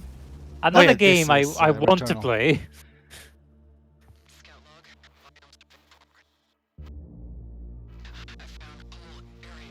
So yeah, another like Ratchet and Clank. This is only on the PS5 at least as of right now. There is a rumor of a PC port coming. I hope that's true. And like I feel like this appeals to me the same way like Spelunky appealed to me, which is just take the roguelike formula, but give it to like another genre. Because that's something I liked about Spelunky, is that it's kind of like Rogue, but then it's like a platformer. And this is like kind of like Rogue, but it's like a shooter. And like the shooting mechanics are really fun in this. It does look really fun. And unlike the roguelike structure of the game, it has some really cool, really neat music as well throughout the game. I will say that there's one part of the game I found kind of frustrating because you beat the game and then you have to do something else. Maybe I shouldn't go into details because maybe spoiler, I guess. But either way, like what you do is kind of just it feels completely unnecessary and like meaningless. I feel like the game should just ended earlier. But either way, I still really enjoyed my time with the game. I just feel like it should have been like 10 hours shorter. Huh. Did they eventually fix all the crashing problems this game was having? No. Oh. It can still happen, but it is far less. When but it can happen. they added saving and loading, right? Well, That's true. that like a resume. So if you quit and then restart the game, you can then resume. So I assume a crash will no longer make it so that you restart the run. I think. I think you still have to manually save the run. Oh really? I think. I could be wrong. If that's the case, then I feel like crashing is still like an annoying issue. And hey, maybe there's going to be even more of this game on twitch.tv/FluffyQuack soon because there's a co-op update coming out. Oh yeah, that co-op Tomorrow. update I'm pretty excited about. 22nd of March. Oh, Yeah. I didn't even know it was that soon. But yeah, so yeah, if people like shooters and rogue-like stuff, then I feel like this might be up their alley. I hope that PC port rumor's true. I wouldn't mind playing this. So moving. Six. Oh no! It's still 7. I forgot. I have another clip. I have another clip of this game, like a Twitch clip. Oh. I guess we can just watch this quickly. Actually, this isn't that hard. Famous last words. Oh! And that was a Twitch clip. Okay. I knew it when you said that you jinxed yourself. Number Uh, six. Oh yeah, here we go. Here we go. Oh, this was an experience. So this is Tomb Raider 1, played using OpenLAR. That's a fan-made reversed engineered version of Tomb Raider 1. So Also weird known as seeing. Icewave struggles to jump in a Tomb Raider game for the whole playthrough. It's so weird seeing Jill with Lara's backpack. Yeah, so this OpenLAR version of the game, it has support for full co-op, which is pretty fun. And I feel like the main appeal with this is kind of similar to Hexen 2. I just really like the level design. I feel like it's just fun, just explore the levels, like figuring out where to go. I kind of wish there was a map. Wish there was a map in Hexen 2 as well. Yeah. But otherwise, I really enjoy just exploring the levels. And I think playing this in co-op would just made it like even more fun. I do recall some years back, I actually spent some time getting like the original Tomb Raider, like not even on this engine, just the original game, up and running on Windows with a controller. And I was like, I was kind of getting into it, but I just kind of stopped. If anyone's going to play Tomb Raider 1 today, I think I would recommend this OpenLAR release. It does have a lot of nice features. Jumps terrify me. I don't trust the jump button. And like the game is kind of old, like I think released 96, if I recall. That sounds about right, yeah. I feel like the animation work like still holds up surprisingly well. And Let's I go don't know, for a swim. I guess it shouldn't be a super duper surprise that I like this game because it does kind of just feel like a 3D Prince of Persia in a way. Like the way you move your character, it does remind me a lot of Prince of Persia. And look at this water, wow, so fancy. Looks very gloopy. This water is one of the features with OpenLAR. The water in the original Tomb Raider 1 doesn't look quite as nice. Yeah. Okay, so moving on to number 4. Number 5. Number 5. Oh yeah, this game. 82. Hades 2. Oh dear. Well, at least you changed the character model.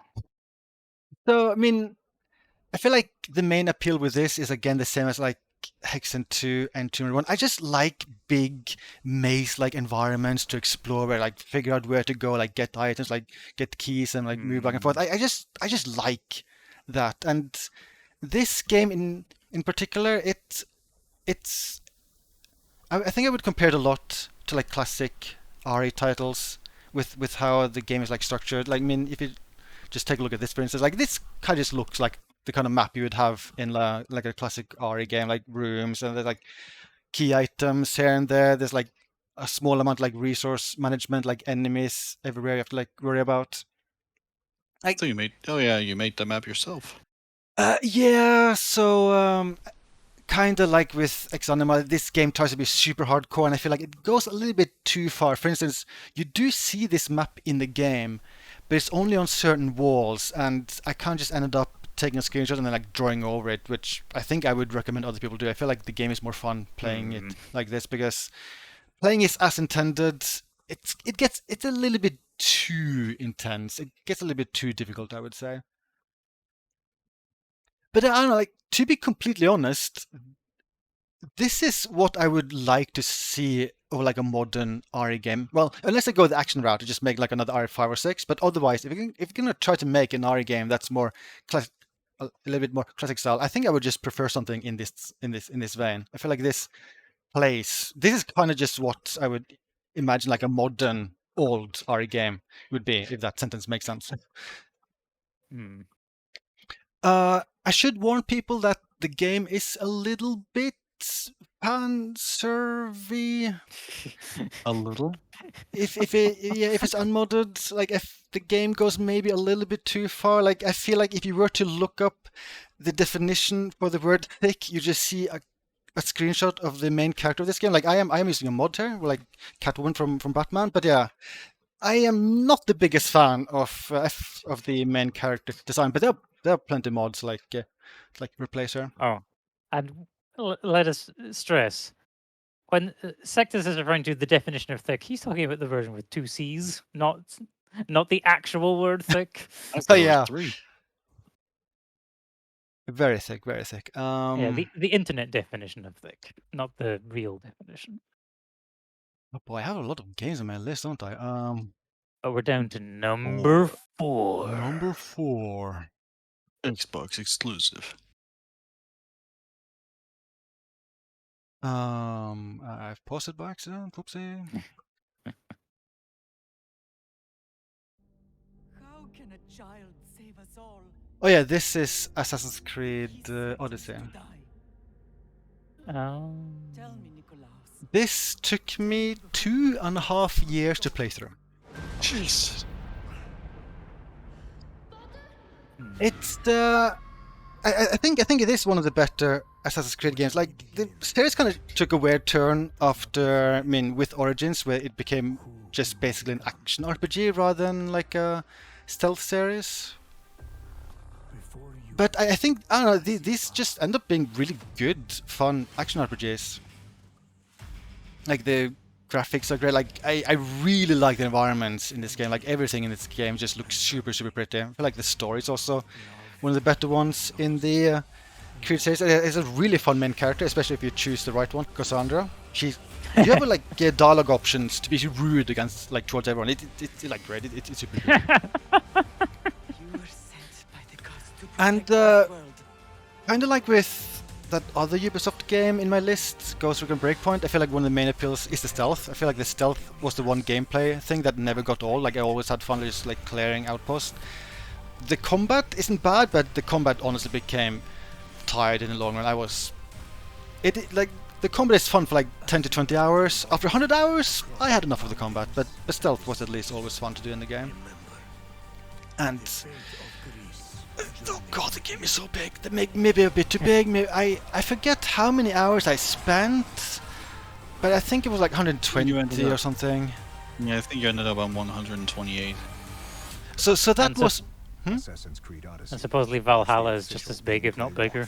Yeah, the Valhalla is apparently even bigger, which is just madness. But yeah, so I should know that I also did the DLC stuff. So I spent about 120 hours doing the main campaign and the DLC, and I think I ignored most side content. I may have done side content here and there, but for the most part, I think I ignored it because the main campaign was just endless enough. I think I have a few silly clips of the game. A guy trying to attack you with a broom? Yeah, I don't know why he was angry at me. I mean, I don't know. I feel like I may have been. This game has a 60 FPS patch on the series in PS5. Oh yeah, that's pretty That's nice. pretty nifty. I just feel like ragdoll's always fun in like every game ever. I just love ragdolls. Let's see. I think I've. Oh no, yeah, that was it for Odyssey. So on to game number 3. Number 3. Number 3. No, Odyssey. one more Odyssey clip. One more Odyssey clip. I lied. No, Oh, yeah, no, this is Odyssey pretty is good. so big it's both number 4 and number 3. What did you do No, to your don't- boat? So yeah, don't drop a torch onto a boat. It's kind of a bad idea. It's a bad idea. Yeah, this is a part of my playthrough where I started having a timer. You can see top right. God. So I spent at least 110 hours beating. I can't remember my full playtime, but it was long. It was so long. The game is so long. I kept taking like breaks that lasted like several months. It's just the game is so long, and I'm trying to play through Valhalla now, and like that's also just taking eons. The game is Like a the game Looney is fun, but Tunes so long. sketch. Hmm? It's like a Looney Tunes sketch. Wildy Coyote. Should we be playing faster then? Yeah. But like the way you just drop the torch and you keep like rowing the boat, and eventually it just gives up. But yeah, moving on to actual game number 3. Oh god, this is Oh, this is a Tormented lot of, Souls. that's a lot of sock puppets right there. Is this this? I guess this is that one of those Resident Evil style games that came out. Yeah, this is Tormented Souls, which I think visually is even more like classic R games like Hades 2. But I feel like this focuses a lot more on like puzzles than anything else. Like it does technically have combat, it does have like exploration and like resource management, but those elements are like very very minor. Like they're very easy. Like the main difficult part of the game, like the main focus are like puzzles, and the puzzles are crazy hard in this. At least for me, like a lot of really tough puzzles. 0414. Oh god, yeah, that. Oh god, there was I like was proud of myself.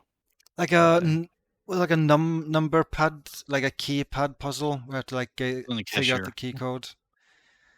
And I struggled, and Icewave was in the call, and he just guessed a number, and it somehow ended up being correct, which is just kind of amazing. But yeah, I feel like yeah, but this game was really really fun overall. Like I really enjoyed doing the puzzles, and I feel like I would compare this to like Alone in the Dark, for instance. Is that kind of like style of game with the focus on puzzles? So, are you saying this game would be improved if you played as an old distinguished gentleman with a funny mustache? Oh yeah, if someone makes a mod where I play as the Edward Carnby model from Alone in the Dark 1, I would just replay it like instantly, immediately. That's dedication. And also, like as you can see, like the graphics. I mean, that this Twitch clip is pretty low quality, but like the graphics are really well done. I feel like this big mansion you go through looks super detailed and super nice. Yeah. The story log and dialogue is kind of just whatever, but I feel like the puzzles is like the reason to play through this game. And I don't know, if someone from like Capcom is watching this, just like get this game or get Hades 2 and just make one of those for one of your next RE games, because I don't know, Ryman, Yeah. which one's the real one? I don't know. maybe I'm kind of rude. I mean, there was You kind of are like rude. How dare you? there was kind of a distinct lack of like RE8 in my list. People might have noticed, and RE8 got released last year, and I played through it, but I don't know. I haven't super enjoyed RE in a long time. Like I enjoyed RE3 remake quite a bit in 2020, but besides that, I don't know. Most RE titles these days, I don't really enjoy very much. Like RE8 was like okay. Like the cast in RE8 is like fairly good, but otherwise, I wasn't a huge fan of RE8. What about me? I'm thinking pretty good. Oh, I'm sorry, Monroe. I'm sorry. Oh, So. Number 2. I mean, I could make this a rant about all the things I dislike about RE8, but I feel like that would be kind of let's not. Yeah, that's get kind into of that. a bad direction. So, Actually, didn't you do that video already? I think yeah, so. yeah. That's true. I did like a review style podcasting, I think, back when Keeps the game was happening. new. Yeah. And I feel like maybe I'm a little bit too mean. Like, I mean, I did have fun with my first playthrough of the game. It's just that I don't know. It feels very average overall, and it was really only the castle that I like really enjoyed. But yeah, number two in my list is nothing. The ceiling. Well, yeah. So I mean, the ceiling of Tormented Souls. it's Ratchet and Clank Rift Apart, but we already showed a trailer and we talked about it, so I kind of just didn't add anything here. It's a good game. Yeah, it's a very good game. Very good game. So it's on to number one. I'll just sit over here with no PS5. You can have mine, Ryman. Oh, thanks. Tormented Souls again. No, so so you guys remember like my rules for the list is that I added games that I played through for the first time in 2021, right? Like that's my rule, my list. Right. Well, this game is so good it defies rules. Like this, it doesn't care about rules or anything. It's just that darn good. And it's Prince of Persia from 1989, which I've played through dozens of times. And it's just that fun. It's just that good. Okay, so I could have added RE5 to my list. I could have added Doom, probably. And this I could have added Slide 2. And this is footage Oh. of a mod I was making for STL Pop. STL Pop is a fan-made reverse engineered version of the DOS version of Prince of Persia 1, and I've been making this mod that like adds, like you can multi-room rendering where you can like see what's to the room left and right, like smooth scrolling between rooms. It's pretty nifty. Yeah, this game, I don't know. There's a lot of people who don't like this game because the controls are kind of unique, but I don't know. I feel like the controls feels fine to me. I feel like they feel very satisfying. Did you know that Oh god. the director behind Prince of Persia: Sands of Time, he hates this game? It's kind of funny. Huh. Well, he doesn't really You're hate it, but swearing he has correct. said that he just doesn't stand playing it. Like he kind of just, I don't think he can get past the controls. I'm just sad about one thing. Well, It's not the Sega CD version. oh boy, oh god, that was a bad version. That was horrible to play. I Like hear they you, really it messed had up the cuts. controls in that one. Maybe that was the version like the Sands of Time director played. But it's like this, the cutscenes. Yeah, I As far mean, as voice acting. the cutscenes. Well, I guess the two cutscenes are pretty amazing, but everything else with that version is kind of horrible. But I don't know. This game, I just for some reason it never gets old, and I don't know. Like again, it's kind of like with like Hexen 2, Hades 2, Turn 1. I just love games with this kind of level design where you're forced to like explore, figure out where to go and stuff like that. And I basically want the entire game industry to go in that direction. I want no more games where the level design is basically just like just a corridor you go through all the time, like Call of Duty games. So done with that. So done with that.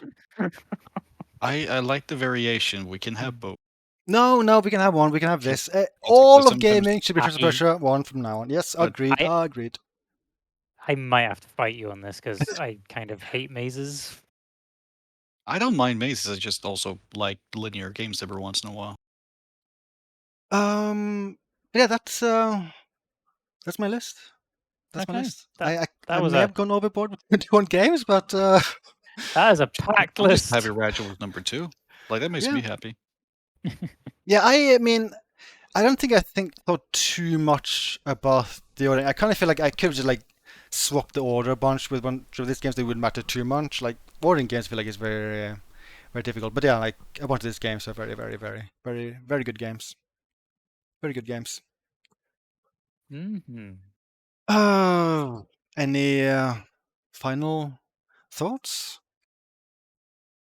Ratchet Rift Apart is a really good game. The best Doom WOD of 2021 was Heartland. Yeah. Sackboy Big Adventure is a really good game. Really wish I got more attention. Icewave, you said that you would have added more games knowing that I added 21. What other games would you have added? Oh god, I don't. Oh god, that's.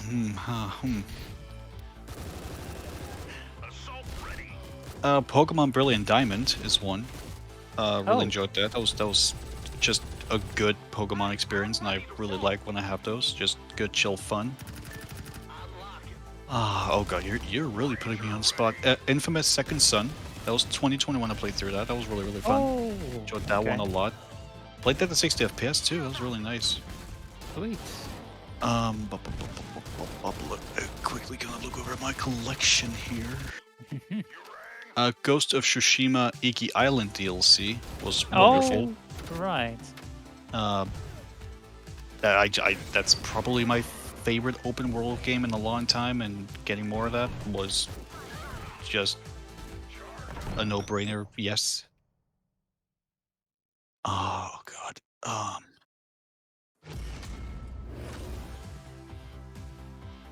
It's actually hard when you're on the spot like that. Yeah. There's a lot of games. There's a lot of games, yeah. You could say there's too many. Part of me actually wants to say, Dead Space 3, that was 2022, and I feel like that game kind of... Dead Space 3 makes me sad. Yeah, kind of the same. There's like one more. What title is it? I think it was Switch. If our positions were switched. Not quite. Although Devil May Cry 5 is always a top game. That's just a really good game. Oh yeah, Crypt of the Necro Dancer. Oh, No, you play Uh, that. but the Zelda version, Legend of Zelda version. I Played forgot through about that last year. That was really fun. Hmm. Great music. And you know what? Even though I only played through it once and I don't want to replay it again, I'm actually gonna say RE Village. Oh boy. Wow. Oh boy. It is pretty low on the list though, but I I had fun with it. There are parts I did not like at all, but I Yeah. liked it. I I would have thought it was added good. it Mercenaries. to my list if it was like, I don't know, top 30 or something. Yeah. I mean, I'm just brainstorming at the moment, like just what hits my head. So, Wait, what did you say about but Mercenaries again? that the Mercenaries is bad. Okay, good. Okay, okay. Oh, don't worry. I'm not even gonna even jokingly go. Oh yeah, Mercenaries is actually really good. It's bad. Like the Mercenaries mode RE, it's terrible. Like, to be honest, It like is. that's probably like a big reason why my memories of R8 are like especially negative, because holy yikes, because I am like Mercenaries is the most fun I've had like RA overall, and that, yeah, it's that Mercenaries mod is so bad. It's not Mercenaries. It's like this weird combination of like Mercenaries and raid mode. But again, if we start this, we're gonna rant about it. I think the main game, Yeah. however, is pretty good. Some pacing issues, but the castle is fantastic. The art direction is stellar. Um, I think it's easily like it fixes a lot of the problems I had with RE7, which is like there's a bigger enemy variety. The environments are a lot more varied. I think the villains are a lot better, even if they're still a little bit undercooked. Don't think they have a lot of depth to them, but I think it's good. I enjoyed it. I swear, yes. Cry Baba. Anything you would have added, Ryman? I mean, I probably just would have added that Doom mod Heartland. Yeah, that's just it's just a shame that it only works with one source port, the Eternity engine, but it's 7 maps of just complete joy. Yeah, I guess with that we guess we can just end this podcast thing here, I guess. guess. I should apologize for this being slightly messy. I might be boring and not edit out the technical troubleshooting in the middle of this podcast, because with the way I record podcasts, it's kind of fiddly to like cut stuff out. So I'm going to be lazy. But yeah, That's okay. not sure when we'll most likely do another podcast thing. I'm not certain. Oh, there's the fighting game news with Omega Rogel. No, no, that's not worth talking about. Never fight Kata. I You'll should hear I that should in play my more King Fighters nightmares. 15. I've played like basically none of it so far. We should both do it. We should fight more. We should. Oh boy. Yeah, I'm not sure if there'll be anything major like until the summer. Like in terms of like gaming news stuff. Yeah. I don't know. I guess we'll just see. But Yeah. for now, boy. Oh my god, Everyone, bye. take Oh care. no, Icewave. Oh wait, people in Hello. chat, by the way, should like mention what their favorite games for like 2021 were. I'm kind of curious. I'm You're very 10. curious. Please tell me. And also like and subscribe and all that. Yeah. Okay. Don't subscribe. Don't listen to them. Oh Okay. god. Bye. Bye. Bye, everyone.